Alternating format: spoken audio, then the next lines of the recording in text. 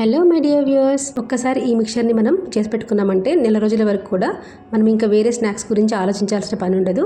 ఇది చేయడానికి కొద్దిగా ప్రాసెస్ ఎక్కువే, కానీ చాలా క్రిస్పీగా మనం ఫ్రెష్ ఆయిల్తో చేసుకుంటాం కదా, అందుకే హెల్తీగా కూడా ఉంటుంది. దీనికోసం నేను పుదీనా ఫ్లేవర్డ్ బూందీ చేశాను.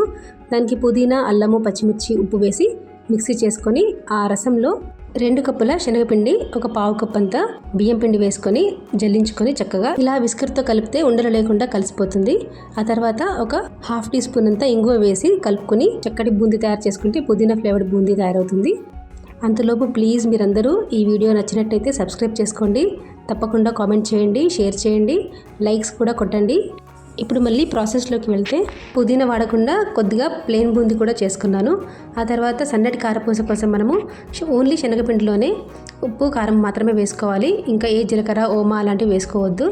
ఇలా చేసుకున్న పిండిని మనము ఈ సన్నటి రంధ్రాలు ఉన్న ఈ గొట్టంలో పెట్టేసుకొని సన్నటి కారపూస చేసుకుంటే ఇది కూడా చాలా టేస్టీగా ఉంటుంది మిక్చర్కి.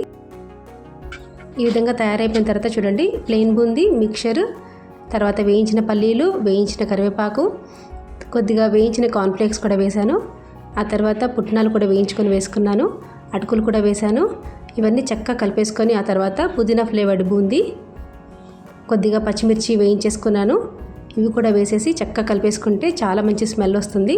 తర్వాత దీనికి ఎక్స్ట్రా ఫ్లేవర్స్ కోసం వెల్లుల్లి కారము, కొద్దిగా చాట్ మసాలా వేసి ఇలా మిక్చర్ తయారు చేసుకుంటే సేమ్ షాప్లో కొన్న మిక్చర్ లాగే ఉంటుంది.